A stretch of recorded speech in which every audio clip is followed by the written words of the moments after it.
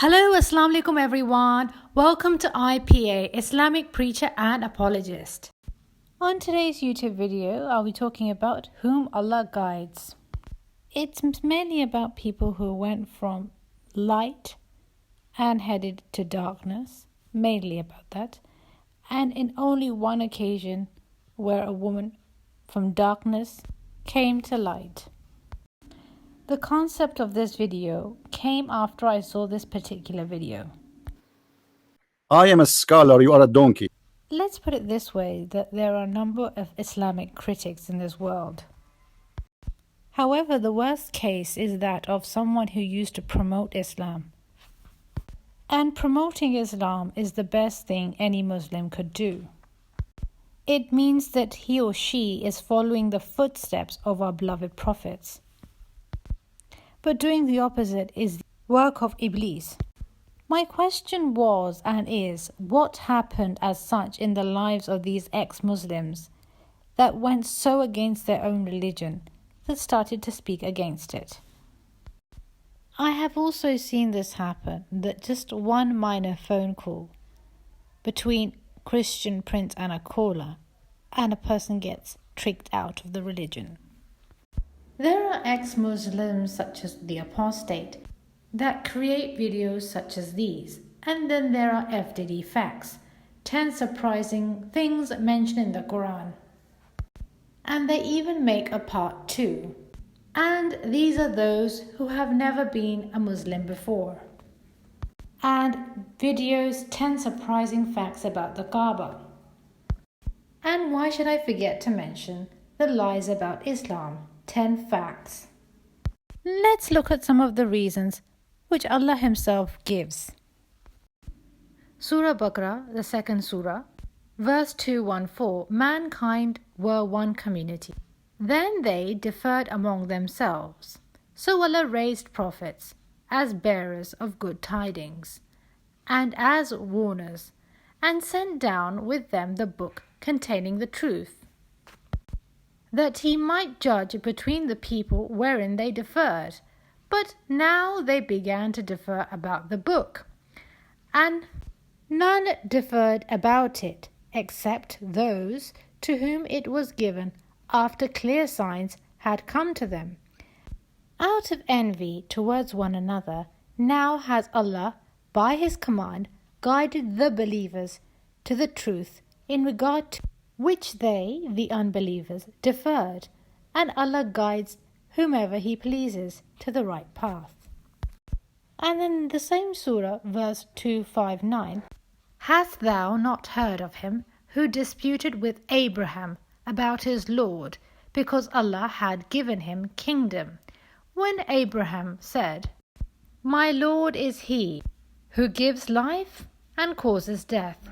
He said, I also give life and cause death. Abraham said, Well, Allah brings the sun from the east. Bring it, thou from the west. Thereupon the infidel was dumbfounded, and Allah guides not the unjust people. And this discussion is response to when Ibrahim tries to reason with the idol worshippers to remind them of God's capability. I noticed some idol worshippers that land on the comment section thinking that there is someone out there to bash Islam. But I would like to inform the Hindu fans that Christianity is an Abrahamic faith. But who is Ibrahim or Abraham? He is a prophet who is famous for breaking idols. It's the truth, and let the Bible speak for itself. See for yourself young Abraham smashing idols. And Abraham is the Christian name. It would take them one phone call to Christian prince and ask them, is Christianity an Abrahamic faith? And that would add to the disappointment. But he will convince you and say Islam is not Abrahamic. And for 1 second I would allow you to behave like this. But do squeeze in one other question. Did Abraham break idols? Prophet Ibrahim broke all the idols, but he left the biggest idol and put the axe near the idol. In the morning, he was the one questioned, who did it? And he said, this big idol did it, and it has an axe next to it. And the community men said, you know he cannot listen, he cannot speak, he cannot move. So how could he do it? Prophet Abraham tried to prove a point, that if such cannot move, hear or listen, how can he help you? How can he provide you? The prophet was choked into the fire, but nothing happens to him. He walks out of the fire unharmed. The one thing that is very interesting about the idol worshippers is that they have no reasoning, no reply to their actions, yet they still follow it. But they arrive in the comment section of those that do have a response to their religion. Some idol worshippers even made vulgar comments on Brother Farid's Ghazwa-e-Hind YouTube video. Just remember one thing, if you don't understand what's written and it's not in English, it certainly is in Hindi. And I read it, and those comments are fully vulgar.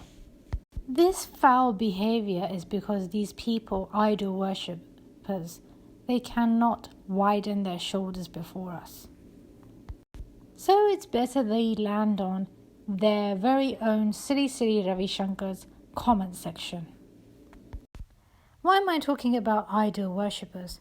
Because they fill a percentage of fan following of those that criticize Islam. And they're also the ones that are laughing at our Prophet's wives. But Krishna had 16,000 wives. And there are images too that represent his game, as you can see for yourself. And now I will speak about rest of the verses where Allah says, He guides whom He wills.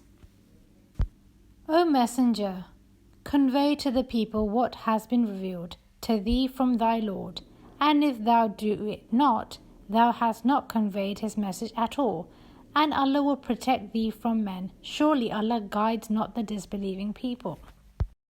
That is the guidance of Allah. He guides thereby those of His servants whom He pleases, and if they have worshipped aught beside Him, surely all they did would have been of no avail to them. Thus it is more likely that they will give evidence according to facts, or that they will fear that other oaths will be taken after their oaths, and fear Allah and hearken, and Allah guides not the disobedient people. And those who disbelieve say, why is not a sign sent down to him from his Lord? Say, Allah lets go astray those whom He wills, and guides to Himself those who turn to Him. That is because they have preferred the present life to the hereafter, and because Allah guides not the disbelieving people. And he whom Allah guides is the only one rightly guided. But as for those whom He allows to perish, thou wilt find for them no helpers beside Him. And on the day of resurrection we shall gather them together on their faces, blind, dumb, and deaf.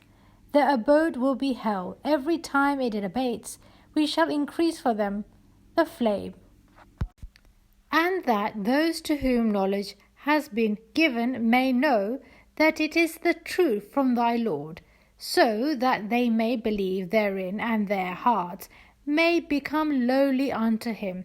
And surely Allah guides those who believe to the right path. Surely thou wilt not be able to guide all whom thou lovest, but Allah guides whomsoever He pleases, and He knows best those who would accept guidance. Hearken, it is to Allah alone that sincere obedience is due, and those who take for protectors others beside Him say, we serve them only, that they may bring us near to Allah in station. Surely Allah will judge between them concerning that wherein they differ. Surely Allah guides not him who is an ungrateful liar. It is equal to them whether thou ask forgiveness for them or ask not forgiveness for them. Allah will not forgive them. Surely Allah guides not the rebellious people. And the final example is my favorite one. The likeness of those who were made to bear the law of Torah, but would not bear it, is as the likeness of an ass carrying a load of books. Evil is the likeness of the people who reject the signs of Allah, and Allah guides not the wrongdoing people. What does the final verse that I told you actually means? It means that they have the knowledge, but they don't have the understanding. Like, for example, a donkey would carry books, and there are countries such as India and Pakistan where donkeys carry works of literature, but they cannot read it. It means that there are people in my comment section, Christian Prince fans, David Wood fans, they copy and paste bits of literature on my comment section and say, your hadith says this, your Quran says that, and we have to explain it to them. But in most cases, I think they should use their common sense, ability to distinguish what is right and wrong. And Christian Prince's behavior is very famous. Abdul, potato, donkey, you fool, you coward. 17 different languages, words. And they don't figure out, who are we learning from? What kind of language this person is using? We're learning from this person. Shouldn't we actually deter from him?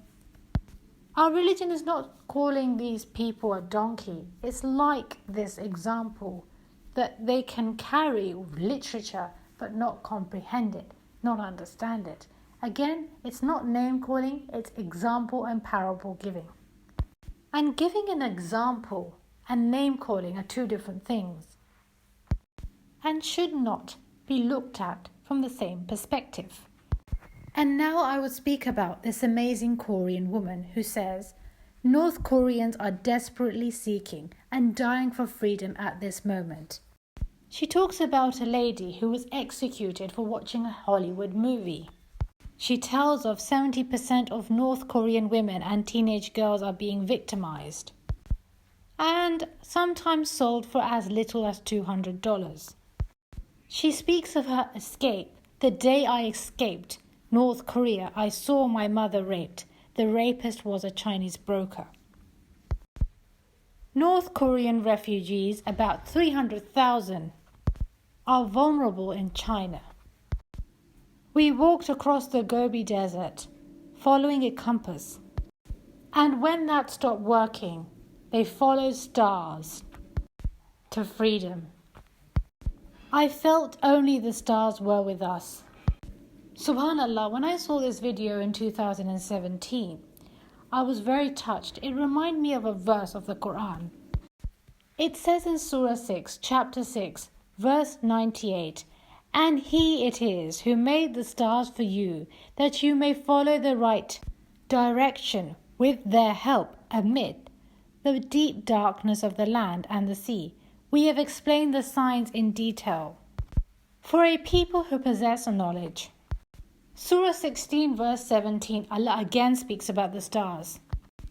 And other marks too, by them and by the stars they follow the right direction. So isn't it true that whom Allah guides, even the stars, the little light is enough? But it's only available to those that allow this light to come into their life. Those that reject it, are disobedient, rebellious, would never accept, no matter how many facts you put before them. If you like my video, don't forget to subscribe. Take care and goodbye.